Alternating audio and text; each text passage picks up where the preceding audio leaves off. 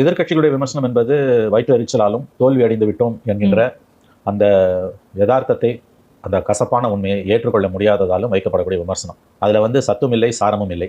குறைந்தபட்ச அறிவு நேர்மை கூட அந்த விமர்சனங்களில் இல்லை. உடனே டாப்பிக்கை மாத்துறாங்க.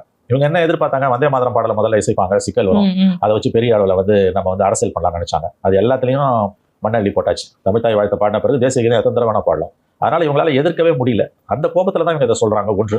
ரெண்டாவது, அவங்க சொல்லக்கூடிய சார்ஜுக்கு வருவோம். திமுகவுக்கு உதயநிதிக்கு உள்ளவங்க இருக்கிறது ஒரு பக்கம் இருந்தாலும், உதயநிதி சொல்லக்கூடிய, எதிர்க்கட்சி தலைவர் சொல்லக்கூடிய குற்றச்சாட்டுகளில் உண்மை இருக்கிறது. அதை தான் நம்ம ஆராயணும். அவங்க நோக்கம் எதுவாக வேணா இருந்துட்டு போட்டோம். அதுல உண்மையே இல்லை. எந்த காம்ப்ரமைஸும் இது வரைக்கும் இல்லை. அதனால இவங்களால குறை சொல்ல முடியல. இந்த இஷ்யூல இவங்க காம்ப்ரமைஸ் பண்ணிட்டாங்க, அந்த இஷ்யூல காம்ப்ரமைஸ் பண்ணிட்டாங்கன்னு குறை சொல்ல முடியாததால ஏமாற்றம் அடைந்து மூக்கறுபட்டு உட்கார்ந்து இருப்பதால் பொதுவான ஒரு பொலிட்டிக்கல் சார்ஜ் எடுத்து வைக்கிறாங்க. பிஜேபியோட தாவேக்கா கை கோத்தடிச்சு கள்ளக்கூட்டணின்றாங்க. கள்ளக்கூட்டணினா you to show the proof.